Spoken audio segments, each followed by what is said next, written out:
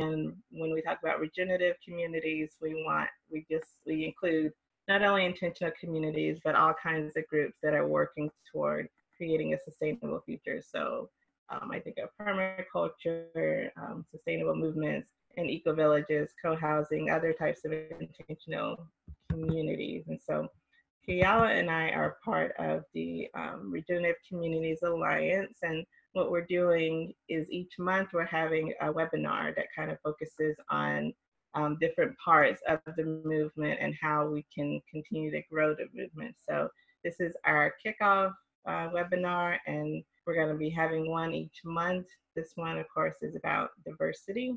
So we'll have some, I'll be doing a little bit of discussion about what diversity is and how to help your communities work through diversity issues. We'll have plenty of time for questions and discussions. And then once we get done with that, we can talk more about the Regenerative Communities Alliance or any other questions that you have.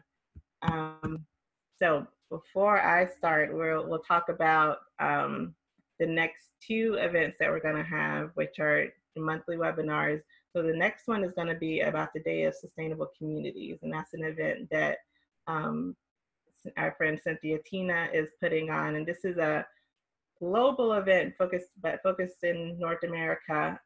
Europe has been having its own Day of Sustainable Communities, where it's kind of like the co-housing open house day, where it's inviting communities to share about their community, to have potlucks, to have webinars, web chats, to reach out to the broader community and kind of showcase what they're doing as part of the Intentional Communities movement. So Cynthia is going to come next month and talk about how to get involved with that. And then the next one after that will be from our friend Jamaica.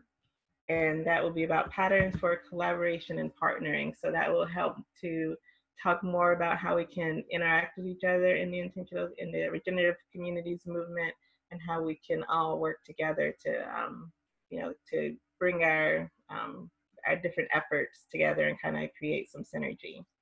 So let's see.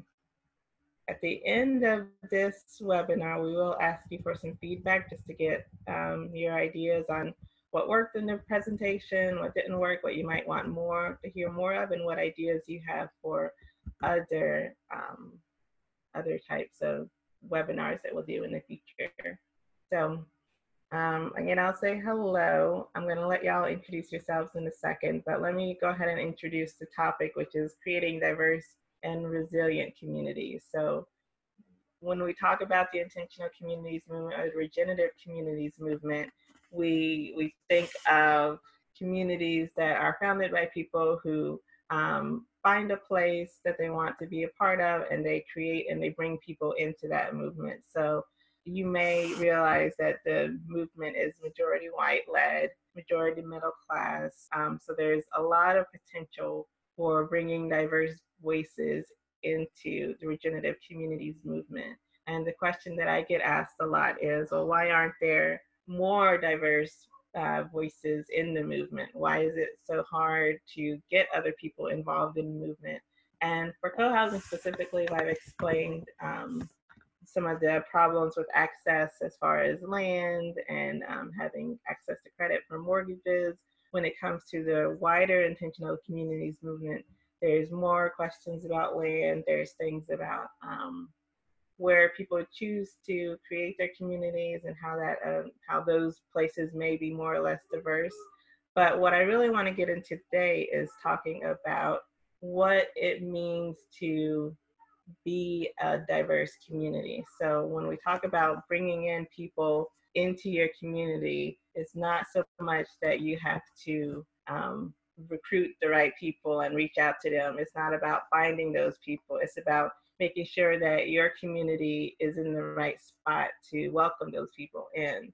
So I'm going to talk a lot about anti-racism work, anti-oppression work, and we're just going to go over 3 basic concepts that you've all probably heard of, but I'm going to kind of try and give you some frameworks to talk to your community members about these topics. So I'm going to put up some things on the screen, and then I'll talk through some discussion questions that you can go through with your group to kind of help them understand the ways that white supremacy culture, white privilege, and bias show up in community and how that may be turning off potential members to your community.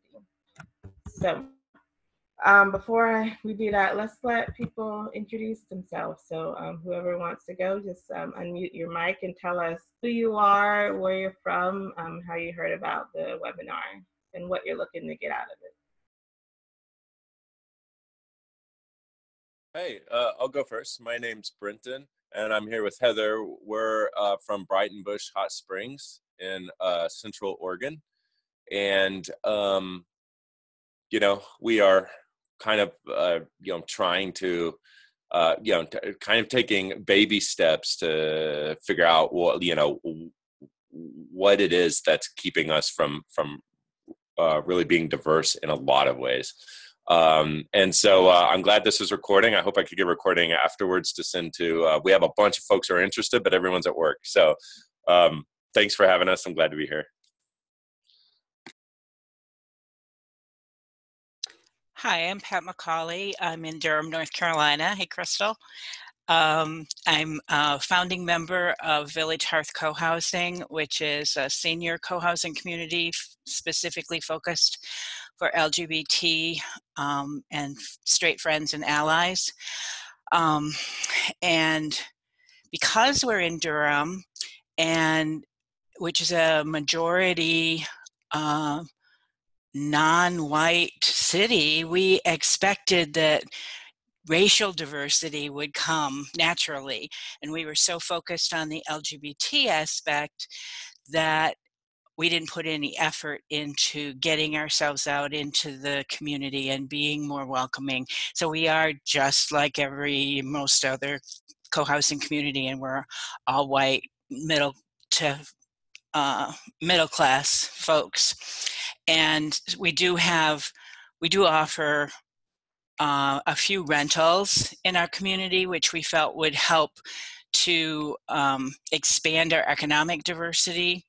But and I really have no idea where our community is on any kind of backpedaling or, you know, looking for future information. But I personally, you know, see that we missed the boat in our forming, and if we can at least maybe help other forming communities to recognize that early, we will have done something in that effort.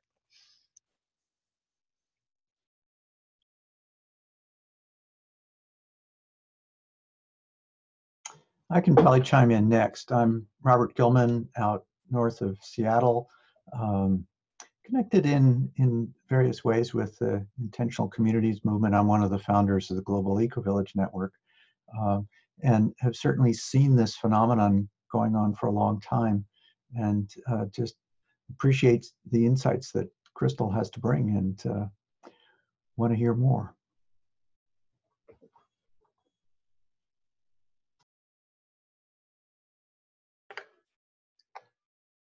Am I the last one? I'm Reggie, or Rejoice. I heard Crystal talk at the International Communal Studies Association, and I liked what I heard, and I was hoping I would hear more things like that. I'm from the Federation of Egalitarian Communities, and we've been having lots of discussions about why our communities are majority middle class, majority white communities. And I'm hoping maybe I'll learn things.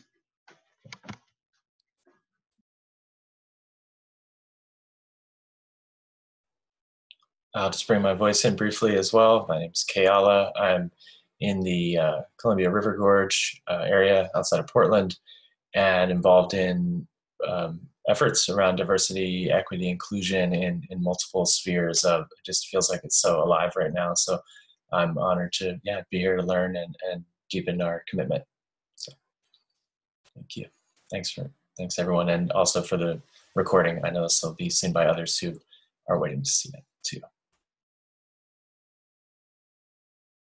All right, thank you. So I'll give a little bit of background about myself. I live near Charlotte, North Carolina. So for the past, oh goodness, 4 or 5 years, I've been an organizer for Charlotte Co-Housing. So I've been a part of a forming community in the Charlotte area. So Charlotte itself doesn't have any intentional communities, though there's plenty in North Carolina, up near Durham, near Asheville, things like Earth Haven. So there's a lot of people with experience with intentional communities, just not in the Charlotte area. So part of my work as helping to form Charlotte Co-Housing was understanding some of the issues around why is it hard to create communities that are diverse? Why is the Charlotte area, why is there so much difficulty when it comes to creating a community and finding land. And so part of that work is what brought me into the larger intentional communities movement to say, okay, there is a problem with diversity. There are communities that are struggling with this. And apparently I have a good way of explaining these issues to people. So I hope that I can bring more of that knowledge to other people. And since you are all a part of these communities and wanting to help your members, I think this will be a good presentation for ways that you can communicate about diversity to your members and can lead the discussion to help them understand ways that marginalized people feel kind of left out of the communities movement. So for this presentation, I'm mostly going to focus on racial and ethnic diversity. There are plenty of ways that we can mark people's identity. So that goes with economics, that goes with LGBTQ status, that goes with where you're from, what language you speak, grew up speaking. So there's a lot of ways that we can talk about diversity. And I think it's important to address each of those in their own way and kind of focus on those at a time. So I'm going to focus on racial diversity just for this webinar. So when we talk about being in the US, when we talk about racial diversity, we talk about people who are Black, people who are Latinx, and then people who come from other parts of the world and come into the country. So from different Asian countries, South America, Africa, all the places in the world. So when we talk about racial diversity in the US, I think most people think of we want more Black people, we want more Asian people, we want more Latin people.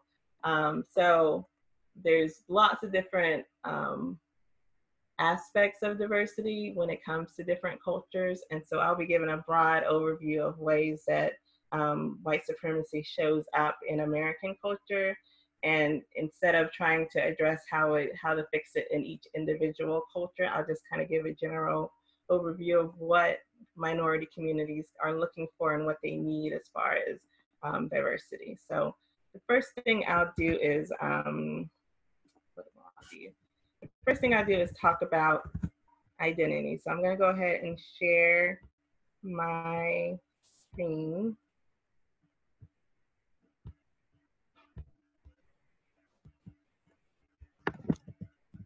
All right, so the slide that you have that you can see, make sure everybody can see it. You see anything? Yes, no. Okay, so the slide that you can see is talking about identity. So when we talk about identity, when we talk about identity, we have various ways that we identify. So when we are talking to people, they may ask, where are you from? They may look at you and say, okay, I can tell that you're from a particular race or that you may have a certain socioeconomic status. They look at gender.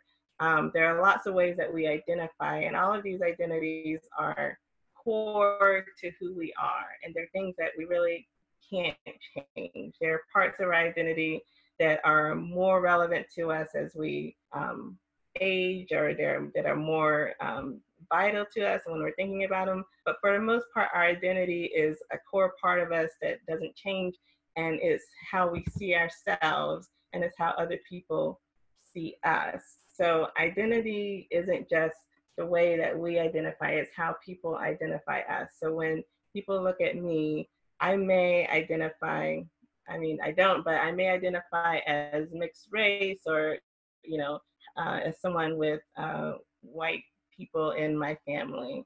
But when they see my dark skin and think, okay, this person is Black. And so even though I may have a historical connection to different cultures and different ethnicities, when I'm first seen, the first thing that people think about is Crystal is a Black person. And so that's part of the reason that identity becomes so hard to talk about, is because that people see themselves certain ways, and that may not be the way that they want to be, that other people see them. So when it comes to identity, we have to recognize that everybody has different ways of seeing themselves, and that may or may not vibe with how other people see them. When we also talk about identity, we talk about having privilege. So parts of our identity gives us more privilege, and some parts of it give us less privilege. So when we talk about privilege, we're talking about ways that we move through the world. So when we have more privilege, that means that some things are easier for us. So that means that when we're buying a house, when we're buying a car, when we're going to school, you know, the way that we present in our identity may mean that things like that are easier for us. For instance, when in the US, when we talk about getting mortgages, there's a whole history of systemic racism against Black people as far as qualifying for mortgages and being able to buy houses in different areas of town. So you may have heard of redlining, which is a practice of excluding Black and minority people from certain areas of cities based on their race alone. So when it comes to identity, what happens a lot is that your identity is used as a way to take opportunities away or to give you more opportunities. Now, when it comes to individuals, your privilege doesn't mean that life is easier for you always, or that things are always better for you. When we're individuals, we may have specific difficulties with buying a house or with getting through school, and that may not have anything to do with our identity. But in general, when we talk about privilege, we're saying on average, people who are a certain way get more privilege versus people who are a certain way or another way. So when we talk about identity, we have race.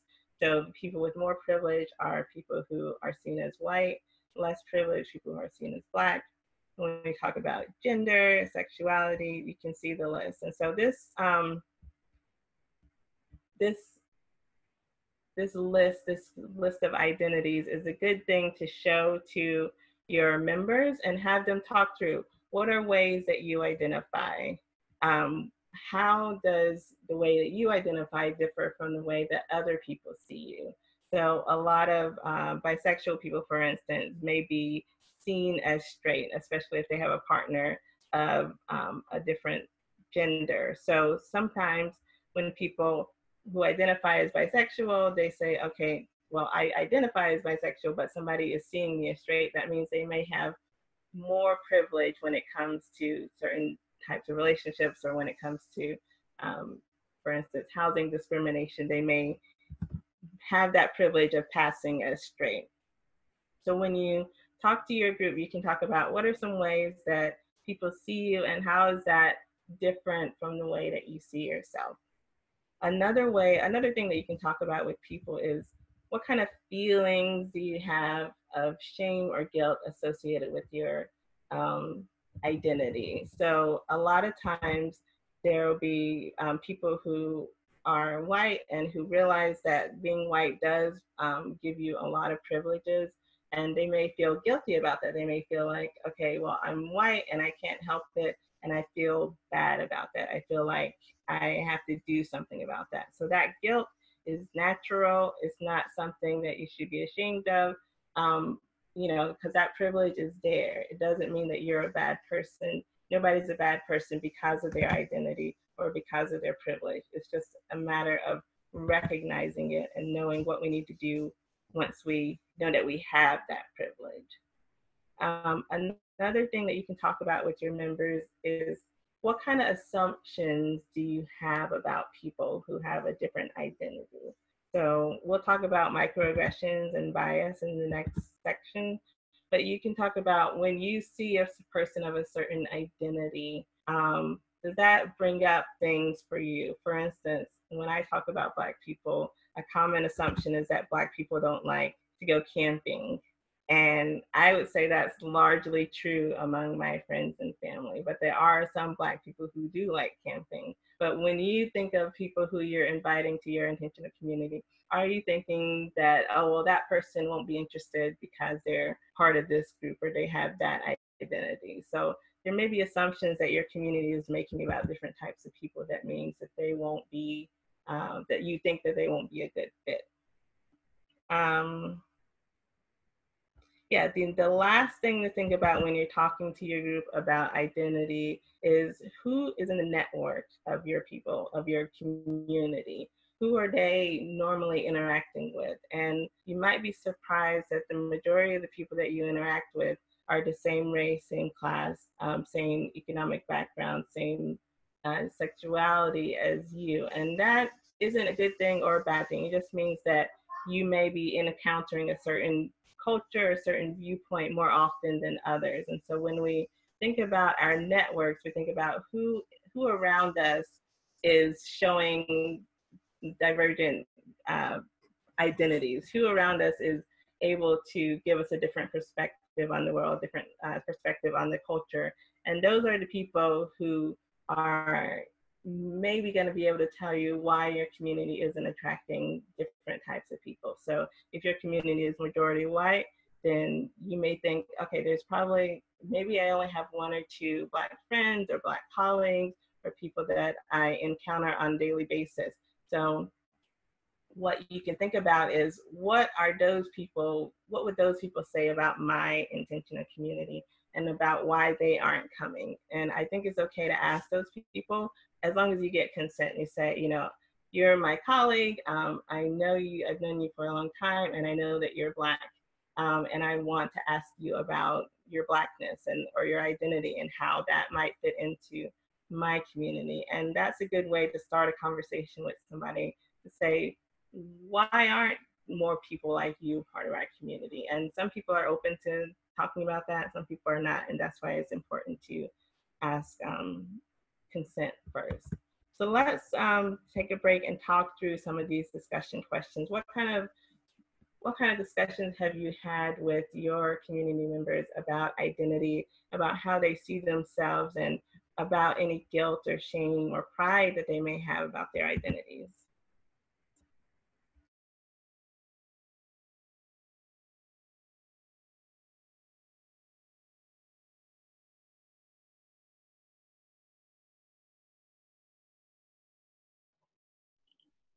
So Crystal, yeah, you're just opening that up for anybody to chime in and share. Is that right?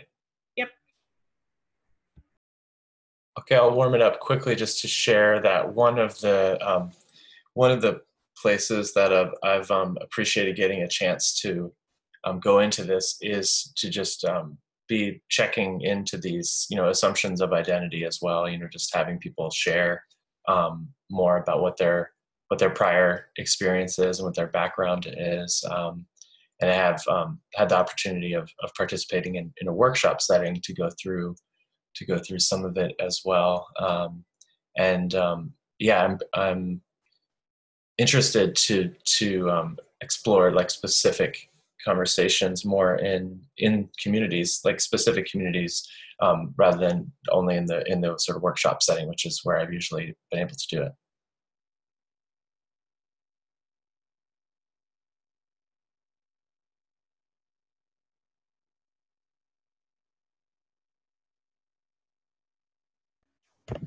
Yeah, so at ICSA, the International Communal Studies Association, this weekend, Joe Cole gave a presentation about some conversations he had had in his community over at Hart's Mill. And he said that his community tried to discuss diversity, but they really talked about it in a roundabout way. They kind of went around the discussion.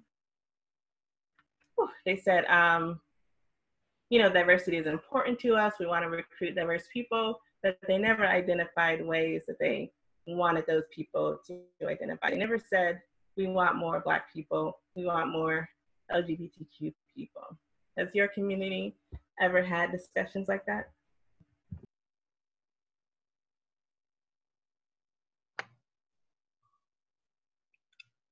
This is Reggie. I spent most of my time at Acorn, an anarchist community, where we don't have conversations of like anything approaching that nature in a group setting.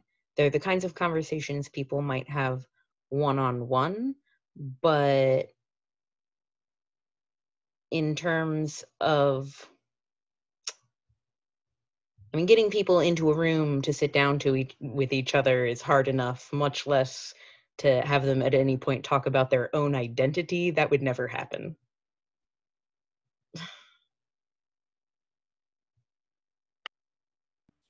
Yeah, I can understand where it's difficult to initiate these conversations, especially if you've already, kind of sat down and fought over your values and your mission statement, and you've done a lot of the forming community stuff. Oh no, we haven't done that either. We don't have values or a mission. Okay. So it can be difficult to sit down and say, okay, we're going to talk about this, and it's going to bring up some differences. We're going to have things that we disagree about, and it's really hard when one of those things is diversity or identity. I think it's really important for communities to recognize that people have different ideas about what's important.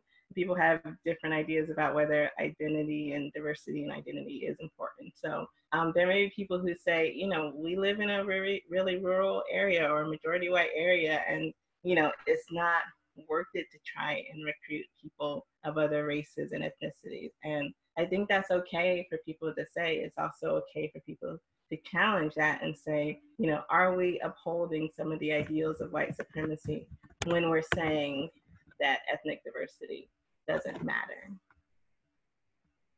Does anybody have any other thoughts?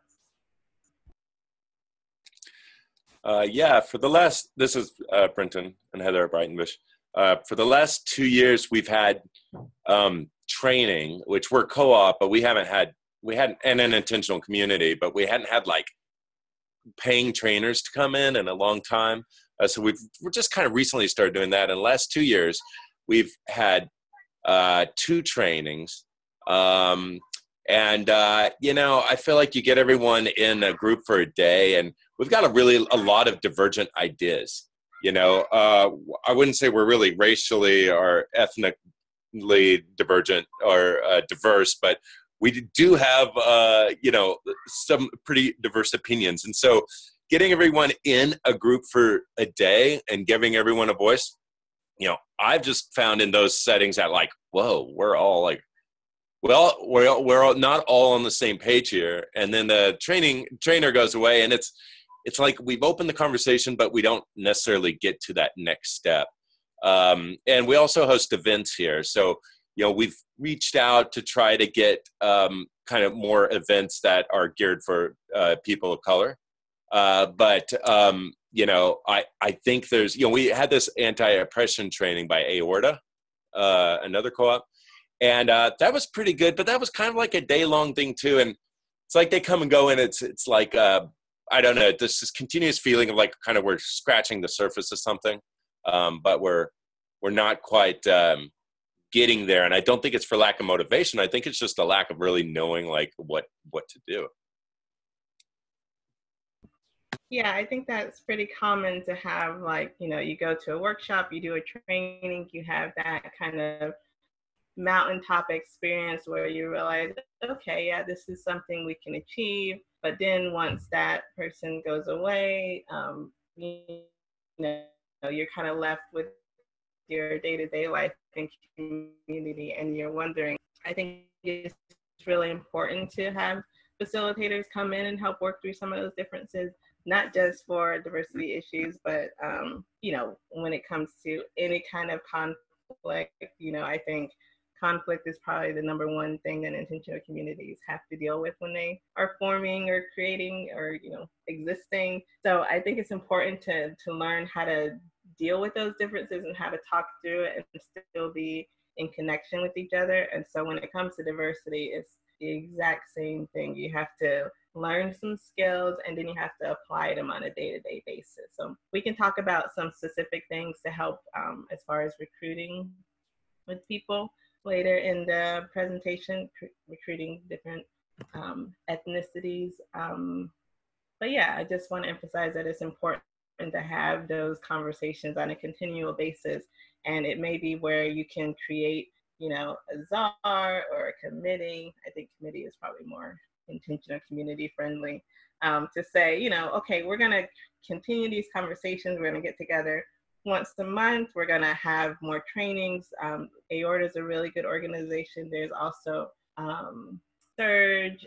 There's this group called Aware that have kind of guidebooks or workbooks that kind of break it out through multiple weeks. Instead of just being a one-day thing, there's something that you can kind of come back to once a month, you know, every quarter, and just kind of continue pushing the conversation forward, because it is a continual conversation. It's not something that's going to be solved in, you know, one workshop. All right, I'm going to share again, and I will go to the next thing, which are microaggressions. So when we talk about microaggressions, what we're talking about is implicit bias, and we're talking about the ways that people try to connect with each other. So when we meet people, our brain is automatically filtering that person into different categories. They're trying to say, okay, is this person friendly or nice? Is this person going to be mean to me? Is this person going to be a good network? Is this person going to have some skills that they offer me? Is this person asking something from me? And so what our brain does automatically is it just creates these categories of people, and it automatically puts somebody in there before you even start talking to them, before you're even consciously thinking about who this person is and what you want from them. Your brain has already put them in a category. And microaggressions come from that part of our brain that has made those assumptions about people. Microaggressions are not intentional harm, but they do cause harm. So what microaggressions do is they say, you are different from me in some way, and I recognize that you're different, and I'm trying to tell you that you're different and that I want to connect some kind of way, but I'm mostly doing it through our differences instead of what makes us unique and human. So microaggressions are not harmful because they're trying to connect. They're harmful because it makes the other person feel like they are only that part of their identity. So when we talk about somebody's microaggression of saying, where are you from? When you say, where are you from? You're saying, oh, you're probably not from here. So that means that you don't belong here. And that person is questioning, why are you here? And that can be really, really hard to hear when somebody is, you know, maybe in their home turf, or maybe they're at a conference and somebody says, where are you from? And, you know, you may answer, you know, I'm from Georgia. And then that person says, but where are you from originally? You know, especially if you're a minority race, you start thinking, oh, they want to know if I'm an immigrant. They want to know if I'm from another place. And what makes it a microaggression is that one person saying it may be okay, but when 10 people say it over a week or over a month's time, it starts to wear down, it starts to feel stressful, it starts to cause real harm. And what people don't always realize when they're making microaggressions is that they're adding on to harm. So somebody else may have already said it, somebody else may have already mentioned something about that person's identity, and they're just continuing the pattern of making that person feel like they are the other. So when we talk through microaggressions, this is just a list of some that are related to identity as far as race and ethnicity. So when we talk about hair, a lot of Black people wear their hair natural or in braids, and that is often pointed out or commented on, which makes the other person feel like, oh, okay, your hair is different, and that means that it's not natural or it's not, the norm.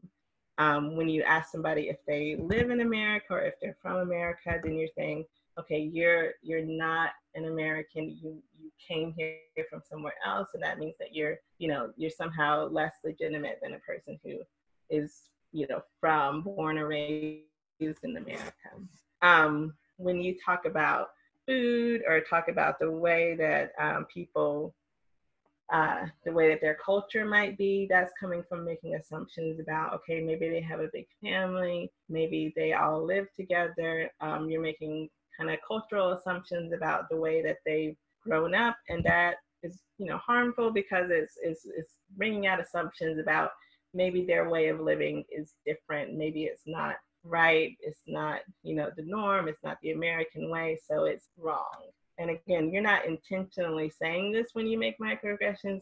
You're just bringing that up in somebody's head, and you're creating harm by perpetuating these assumptions about people. One thing that happens to a lot of people who have names that are from a different language or a different culture, they may have their name pronounced wrong. They may try and give you a nickname that sounds more American. They may keep asking, how do you pronounce it? How do you pronounce it? I'm so sorry, it's hard to pronounce. And that has the effect of making that person's name, somehow wrong. That person has grown up with that name. It's a key part of their identity, but somehow you're saying, I can't pronounce it, so I'm just gonna guess at it. I'm just gonna try and I'm gonna mangle it enough that it doesn't sound like I'm actually talking to you as a person. So these are a list of microaggressions that you can kind of talk through. And when you talk to your group about these, there are going to be plenty of ways that people see themselves in these microaggressions. I mean, these are very common phrases, and when it's a one-off thing, it's just a way of trying to connect. But when you have somebody who is a minority, what happens a lot is that they get this more than once in a day, more than once in a week, and it just wears you down because you're constantly having to explain your culture or having to represent a whole part of culture or identity. And it's tiring, and it makes you feel like you're not an individual, you're actually just a representative of somebody else, some group of people that you may not even have a real connection with. So I have two sets of discussion questions that you can talk to your group about. So the first set of questions would be for people who are part of marginalized groups. So the people who are minorities in your community, the people who are often seen as different, who often experience microaggressions. So some of the things that you can ask them about are, what are some assumptions that people have made? Are those assumptions accurate or inaccurate? Have you ever tried to fix those assumptions or address them? What are some ways that you change your behavior to avoid bias? So one thing that's common in my community, in the Black community, is there's this thing called African American Vernacular English, or Ebonics. And that's a way of talking that sounds a lot different to people who are used to speaking standard English. And a lot of people may think that it's slang, or may think that it's improper English, but it's actually its own dialect. But there are people who know how to code switch, and that means that when they're speaking to a majority white audience, they're speaking standard English. When they speak to a majority Black audience, they speak AAVE, African American Vernacular, which is what could be their home language. So when you talk to your marginalized people, you can ask them, what are some ways that you change your behavior? And how does that weigh on you when you're changing your behavior? Because code switching is not hard, but it takes a lot of energy. And so when you are code switching back and forth, you're constantly thinking, how is this person perceiving me? Because one of the things that happens with African American vernacular is that people see it as the other person being uneducated. And that's the last thing as a Black person you want to be seen as, is uneducated. And so when you're fighting constantly against that perception, it can be tiring. It can be mentally draining.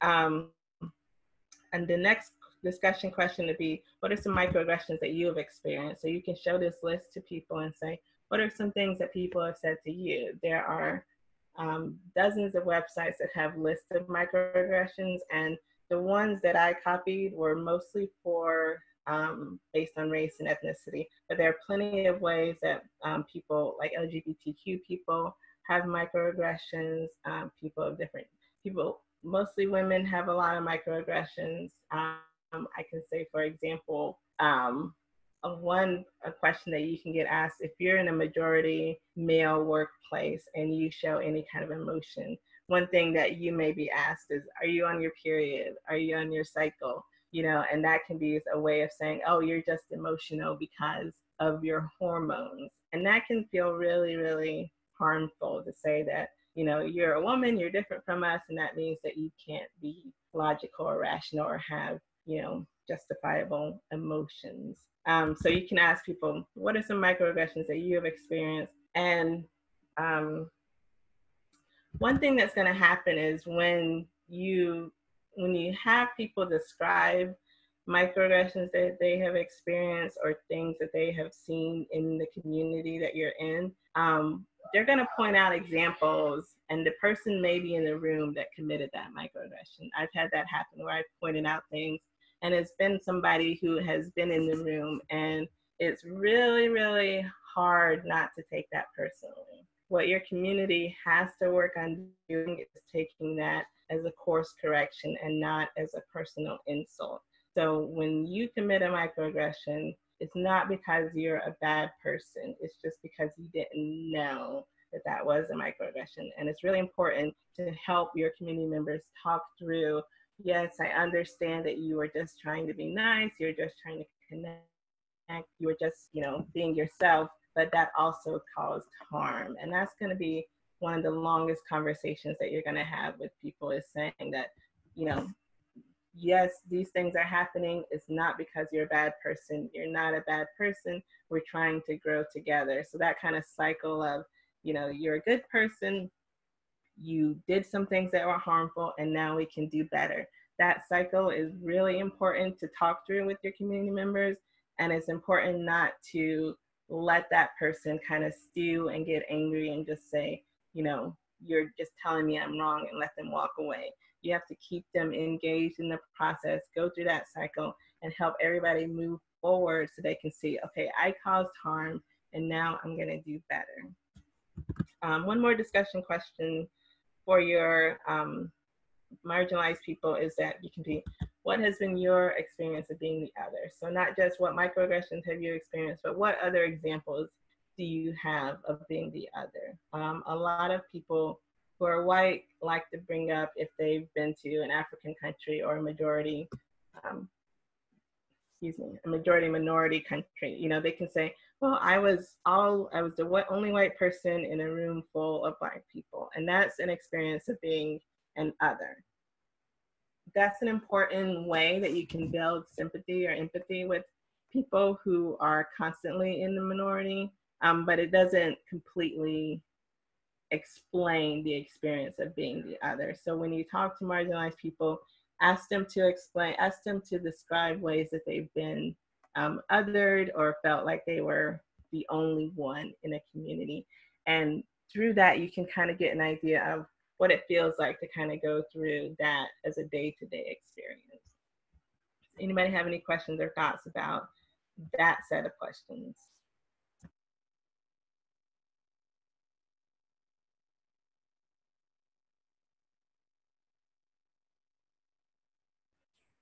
Okay, so I'll just go ahead and go through the next set of questions, which is when you're talking to your majority community members, so like the majority white community members, you can ask them what have you heard that felt hard to hear? So again, talking about this cycle of, you know, I committed a microaggression, I feel bad about it, but I'm gonna do better. When people hear this, they need to be able to process, you know, oh, I saw some of myself in those instances of harm, and now I want to do better about it. So when you talk about these things, it's important just to let people share about those discussions, to share about those microaggressions. Another thing you can ask them is, what have your interactions with marginalized people been like? So one thing that's really common if you're in a majority white space, majority middle class space, is that you may encounter people of other ethnicities only as service workers, as maids, as clerks, as people who are doing service. They're doing some type of work for you, and you may not interact with them as an equal. So I used to be an engineer, so when I'm in a majority white space, you know, there may be people who haven't ever met a Black engineer or a woman engineer, and they may have, you know, their typical view of an engineer is, you know, not me. So when you think about, you know, how are you seeing people of marginalized communities? You have to think about, am I usually seeing them as a disadvantaged person? Am I usually seeing them in a position where I have more power over them than they do over me? When you think about those dynamics, you can kind of understand where your assumptions about people come in. So if I only ever see white male engineers, I may see a Black woman engineer and think, okay, well, she's just, you know, she's probably not, you know, as talented, or it may be harder for Black women to get into engineering because they're not good with numbers, or they're not, you know, good with science. And that may be an assumption that you're holding in your head just because you haven't seen it. So it's important to talk through some of those assumptions and think, what assumptions have I made about people, and how does that potentially harm somebody when I come into contact with somebody who is showing a different assumption, a different part of identity. So the next question is, what beliefs or assumptions do you have about marginalized people? And that goes back to the microaggressions that we were talking about. What ways do you think of people who are from different countries, who speak English as a second language? What ways are you counting them out as far as being part of your community? So a lot of people may think, oh, well, if this family speaks primarily Spanish, they won't want to be a part of our community because most of the people, I mean, everybody in my community doesn't speak Spanish, so maybe they don't want to be a part of my community. You know, you may have that assumption about Spanish speakers, and that could be accurate for one family, it could be inaccurate for another family. So it's important, instead of just making a blanket assumption about groups of people, to interact with different people of different ethnicities and say, you know, is this true or is it not? And, you know, apply it individually to those people. So we talked about, when you show a list of microaggressions, you're gonna have people who recognize themselves in those microaggressions. And that's when you have to talk about, I know you didn't mean harm, but it caused harm. And sometimes those minority people won't be there to explain the harm that it caused. You know, I'm a Black woman, so I can explain the ways that some microaggressions affect me, but I can't explain all of them. And you may not have people in your community who can explain that, but you, as a white person, as a privileged person, you can explain that it does cause harm, and it is important that you try and fix that harm, you try and avoid making those assumptions in the future. So once we get to people talking about what microaggressions are and how to fix them, you can start pushing people to say, how can I call out microaggressions in the future? Here's Courtney, she's a Pikachu. So once you have people who are recognizing what microaggressions are and who are committed to helping marginalized people feel more welcome in community, you have to make a commitment to say, when I see something happening or when I notice a microaggression, I'm going to point it out. One easy way to point that out is just to say, ouch. So if you hear somebody say, well, where are you really from? You can say, ouch. And, you know, that may make both people stop and think, oh, did we say something? Did that, you know, and you can either continue the conversation or you can just let that ouch sit out there. You know, you don't always have to go in full bore saying, well, that's a microaggression and this person is being harmed. It's sometimes it's just saying, okay, let's pause, and did you really say that, and did you mean it the way that it came across? Sometimes just putting that out there helps people think, and it's not a reactionary way of engaging with people. It just kind of puts that out there. Okay, let's pause and say, did you really say that? Is that something that is really welcoming or feels good to people? And then I think it's important for your individual community to think about, are there people who are minorities in our community who have been harmed by microaggressions, and do we need to do some kind of reconciliation with those people?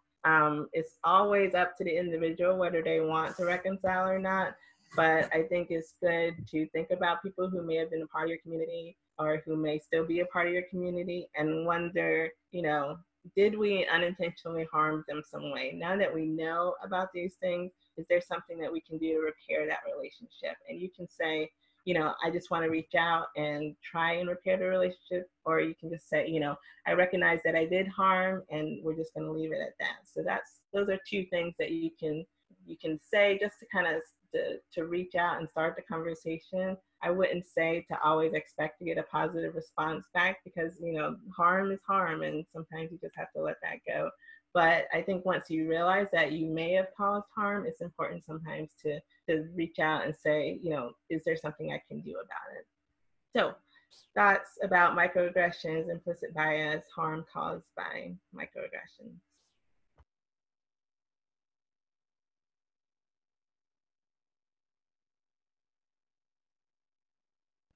All right, so I'll just ask, has anybody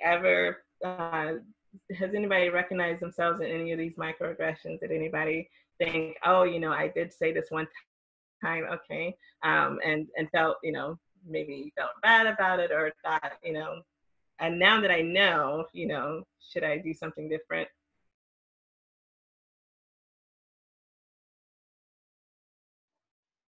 Yeah, I just wanted to appreciate, Crystal, this whole process, in particular, just how these questions, stack up together, and how they support, folks to, be able to be more self-aware. And one thing that I'm feeling from what you're sharing about unintended harm, it's like just acknowledging that it's harm doesn't matter that it was intended or not. That's been a really big awareness builder for me, of like really being able to distinguish harm itself and then from intention, and then being able to work on intention, as a place to help change it, but still to just realize that the unintended part.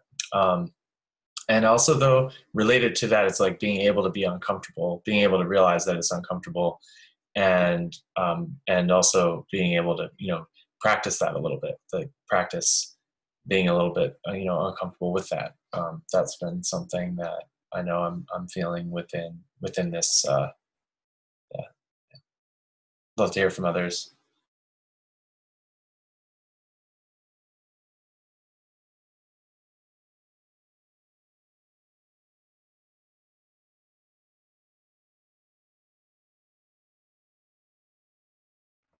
I know that one thing I like to do is I always ask people, where are you from?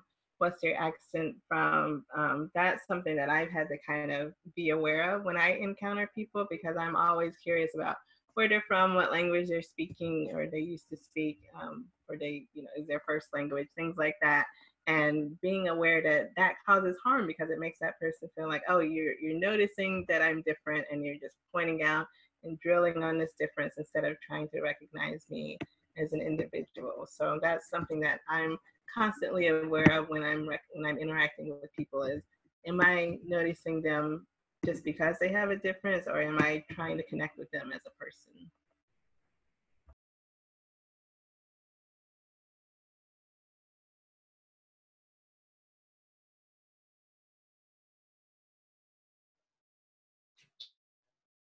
I also really appreciate that you brought in the kind of like more casual, or like the ouch, some of these different pieces that I think when people build more over time, build relationships over time, then there's more rapport that gets to exist in that kind of space. And that seems like part of the space of being able to make a commitment with other people, being able to make a commitment to being able to practice and kind of move forward. So I think some of the questions around, like this sort of homework approach to the questions that you provided, which I did drop in the chat too, and we can provide those as a link with the webinar as well with the recording, so folks can practice and play with that a little bit, because I think that there's a lot there. Yeah, so I'll share these slides and then I'll put the discussion questions in so that you can download them and have these discussions with your community. Because I think, each set of these questions could be an hour or more discussion, with your community members. So I am going to go ahead and go to the last section, which is talking about white supremacy culture. So just to step back, white supremacy culture is the idea that we're swimming in this world where being white as an identity is seen as good, natural. Those people are more capable, they're more intelligent. And that's just the way that American culture has kind of built up the white identity. So you may know that white isn't a biological thing. Race is not biological.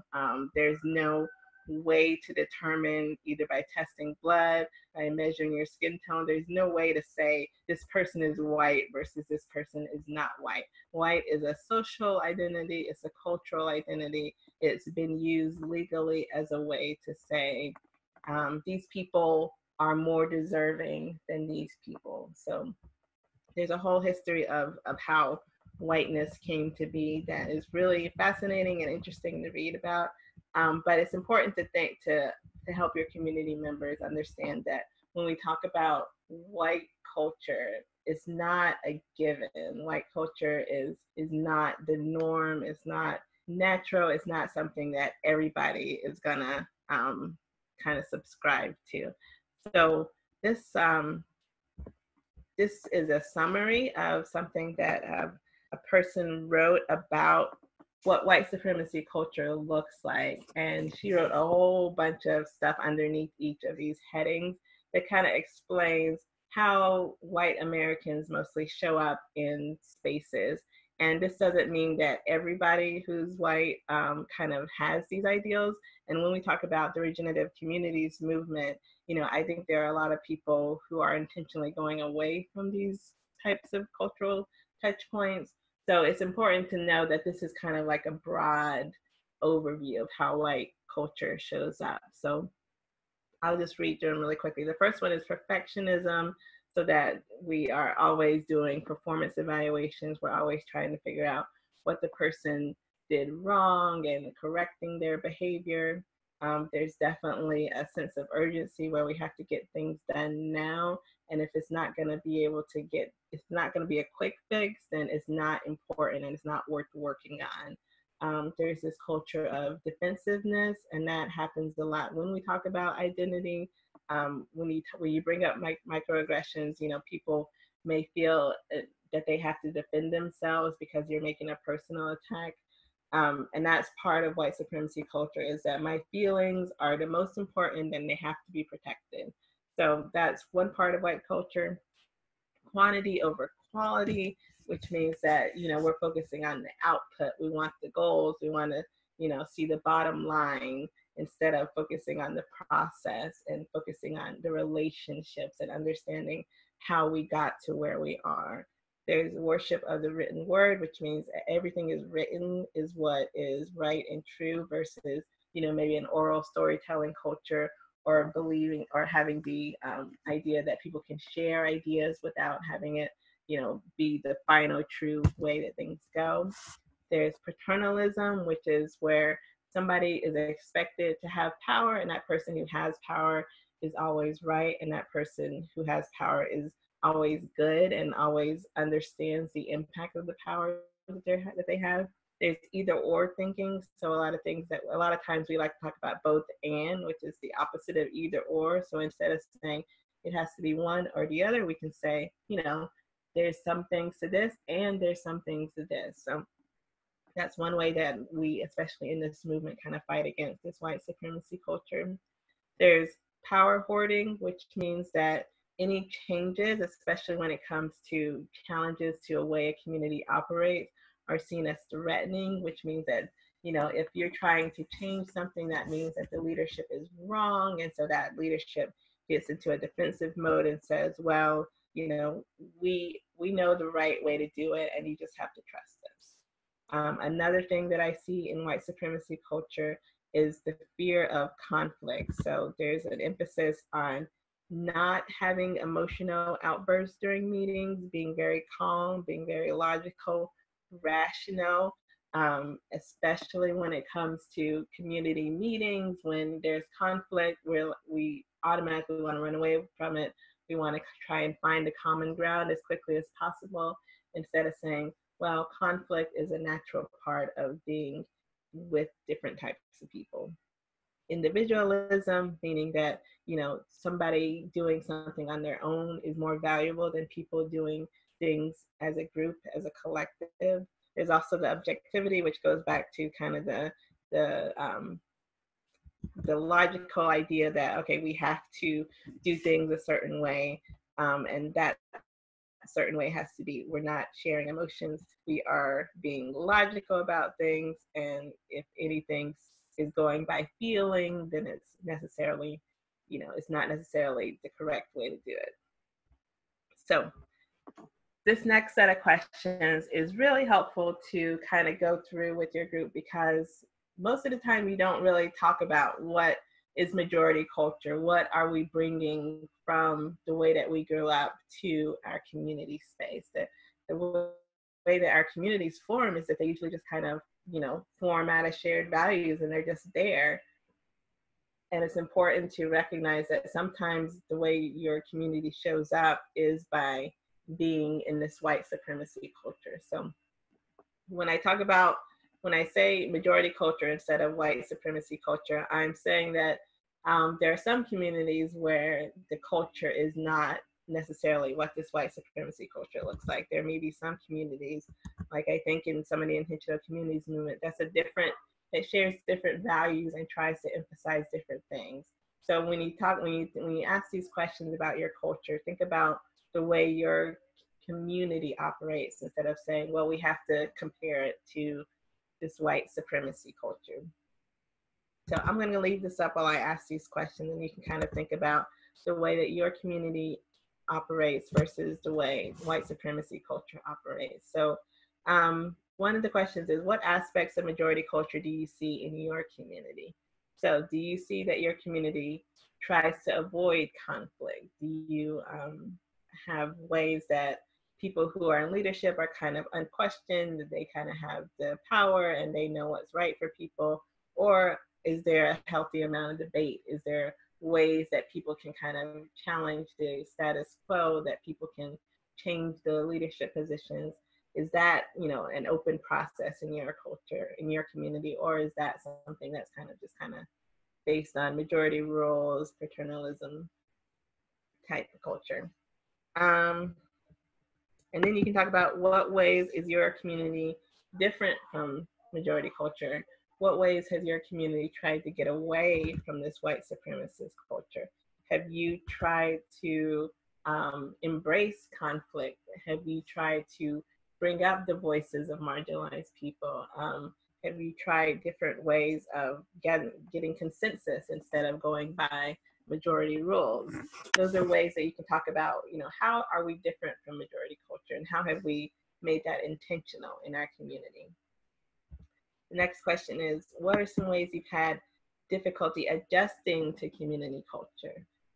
One of the things that I love to talk about is the way that I got into intentional communities and how different it was from the way of relating when, you know, just my way of being in the world. So I'm very direct, I'm very upfront about things, and when I got into the co-housing movement, it's all very gentle, it's a little circumspect, it's not always saying things that are on people's mind. And so that was a way that the way that I showed up wasn't always the way that the majority culture operated.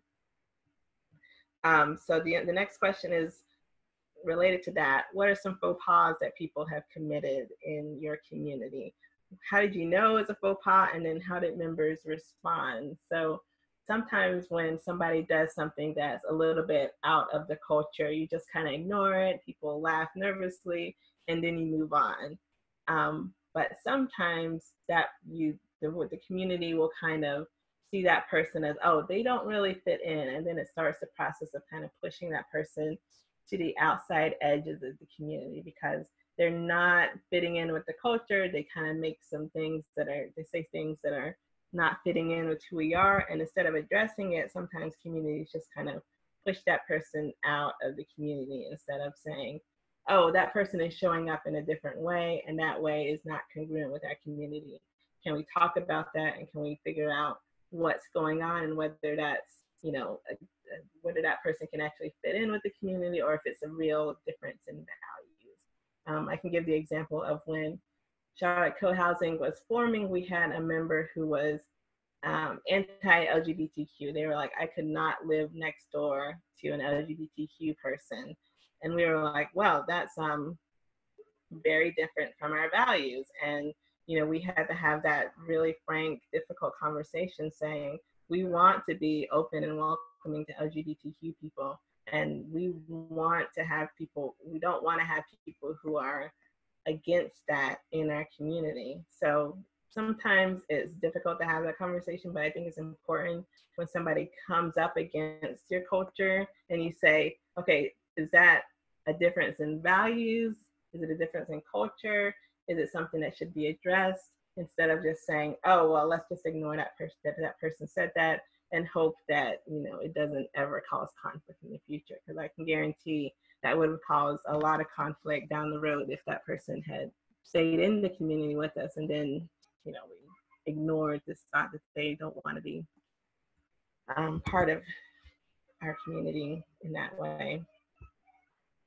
Okay, the next question would be, what are some problematic parts of your community's culture? And so that can be a really interesting way to open up the conversation about white supremacy culture and the ways that it's harmful. So you can say, we notice that people with more seniority in the community are often recognized as the experts. Is that a good thing? Is that problematic? How does that show up in our community? I think for the most part that can be a really good thing to have respect for your elders and to know that they have more experience and that they are, able to contribute to the community. But at the same time, sometimes, and as a millennial, I'm saying this, sometimes people who are older, aren't as progressive about different ideas. They aren't as willing to change. And you can say, does the way that younger people versus older people show up in our community, is that helpful or is it preventing us from moving in the way that we want to move? And there's no right or wrong answers. It's just like, how does that show up in our community? The last thing you can talk about is, has anyone ever spoken about changing community culture, and what was the response? So this is where you think about, who are the people who have pointed out things that happen in your community and are overall pointing out ways that your culture is showing up. And has the community responded to that with curiosity, saying, that's interesting. I wonder what we can do about that, or can we expand that at? Or has your community said, well, that's just the way we are, deal with it? There's two different ways that you can respond to somebody pointing out things, and it's important to know that your response can either be welcoming or unwelcoming. It means it can treat that person as part of the community and bringing up something that is good to delve into, or it can mean that you're treating that person as somebody who's challenging the status quo and who's not good fit, who shouldn't be here because they're not just accepting what there is here. So have you had any of these discussions with your community about the culture and about the ways that that majority culture shows up in your community? Have you ever had these discussions?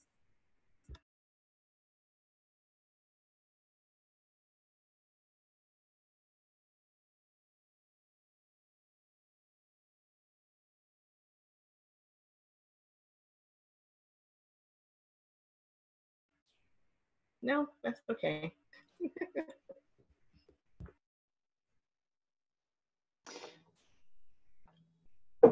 Crystal, I haven't been responding because I don't have quite the same kind of community that that you're really addressing.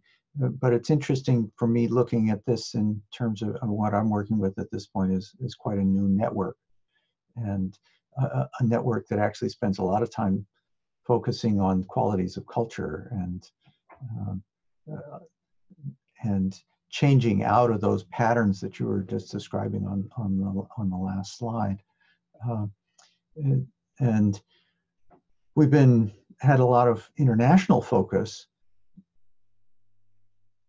so we've got a lot of background diversity that way, but are still in the all too usual place in the US. And so just looking at, okay, so how do, in effect, I mean, at the very beginning, you talked about instead of trying to go out and recruit people, how do you let your light shine in a way that it will connect with people? And I'd love to hear more about the sense of what's the vibe to put in that light, as it were, that won't necessarily, I mean, the communities we've been talking about, whether it's co-housing or intentional communities or whatever, are themselves minority, I don't mean racial minority, but numerical minority phenomena within the wider culture. And it's not like one has to appeal to the middle of the bell curve of non-white culture. But there are bound to be people in non-white culture who would love to be able to find a place where they could grow in ways that maybe aren't really being supported where they are, for the same reasons that people in white culture are pursuing this. And how do we find those needles? How do those needles in a haystack find each other? I guess is the way I'd put my question. Yeah, that's a really good point, is that, intentional communities themselves are a kind of radical, not part of majority culture. So the people who are attracted to those are already looking for something that's different. So I would say that there are a lot of people from marginalized communities who are looking for communities to be a part of, who are looking for ways to be involved in this movement. And I think the channels that we use, Facebook, all these different types of Zoom meetings, Jen as an organization, I think they're all a good way of showing, who we are as a movement and what we're doing and what we're about. I think the people who are looking for that will find it. So I would just go ahead and say there are plenty of Black people, plenty of other minorities who are looking at, at different communities and saying, wow, this sounds like something that I really vibe with and something that I really want to be a part of. The difficulty comes when they look at maybe our marketing materials, when they look at the website, when they're talking to people who are already a part of it and they see, well, there's nobody who looks like me on the leadership team. There's no pictures of people who are like me, and I'm not sure these people are going to know how to welcome me as a minority person. So part of what we have to do is recognize that, yeah, okay, we do have a majority white leadership, or that, this community is majority white already, but making those attempts to say, but we are committed to this anti-oppression work. We recognize our privilege, we recognize that everybody has biases, and that we're doing this work, and that when you come into this community, you won't feel like the other. We're gonna welcome you, we're gonna recognize that sometimes you may experience microaggressions, but we're gonna be a part of this journey with you, and we're just gonna go through that with you. So a lot of it's just gonna be about the messaging, about the signaling, saying that we are doing this work. We're not just another community that pretends to talk about diversity. So I would say most communities already have on their website, we care about diversity, we're committed to diversity, that you can show in the materials that you have, in the way that you talk about other communities. Just it's all about marketing at that point, saying that we really are doing this work. And I think that's where we're at a good point with the Regenerative Communities Alliance, you know, with this being one of our first webinars, saying, you know, how do we address this issue of diversity, saying this is important to us, this is something that we're working on. So when you come and join this network of people, you already know that you're joining people who understand this work. Yeah, we got to bootstrap ourselves out of this catch-22 kind of situation that we're in, with a lot of people putting a lot of people all around putting that goodwill, positive energy, constant learning into it. Yeah, it's definitely a constant learning process. So let's go ahead and get like final thoughts, feedback. I'm going to let Kiala paste the link to the feedback form in, and y'all can start on that and just tell me what you thought of the webinar, what you heard, you know, what you think of, what you're going to take out of it going forward, what you want to learn more about, maybe what you want to, you know, what other questions you have.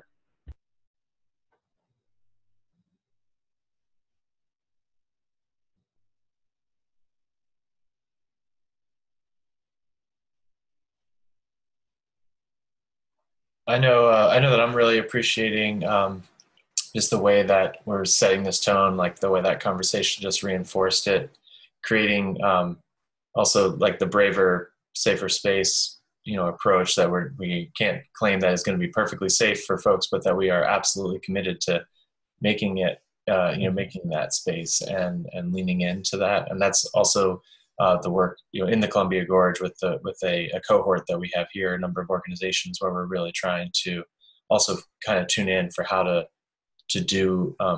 make that invitation in a way that we're not going to make a mistake with it, but also at least to have the type of resilience and care with the way that we're doing it, that the way that we make the mistakes are also held in a way. So something about that, not perfect, just committed, I guess. That's what I'm feeling even more. Right.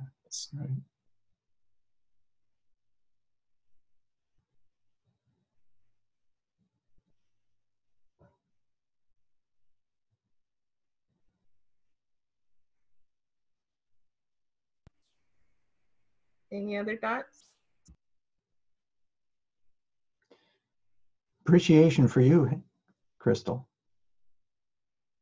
And not just in what you presented here, but in the beingness that you have woven together. Thank you.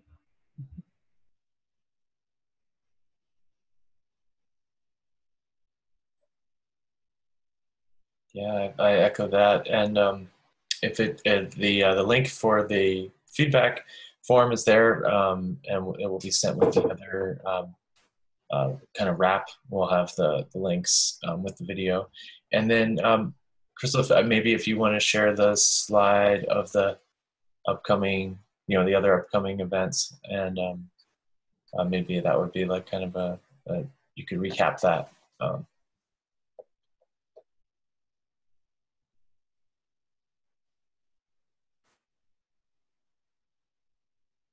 So those dates and times coming up. Yeah, so our next webinar is going to be about the Day of Sustainable Communities, and that's going to be with Cynthia Tina. So that's going to be PM Eastern, 11 Pacific on August 21st. And then the next one's going to be Patterns for Partnering and Collaboration on September 18th. And just like this one, those are going to be recorded and they'll be available to download and share with your networks, even if you can't be here in person. And then I'll just go ahead and share our contact information. So you can reach the Regenerative Communities Alliance at the Jenna email address. You can reach me at crystalbirdfarmer@gmail.com with any questions. If you have more thoughts about subjects that we should use for the next webinars, you can talk about that. You can put it in the feedback form. Yeah, and we really appreciate you attending the webinar. Thanks for putting it on. You're welcome. Yeah, thanks so much, Crystal. And yeah, thanks everyone.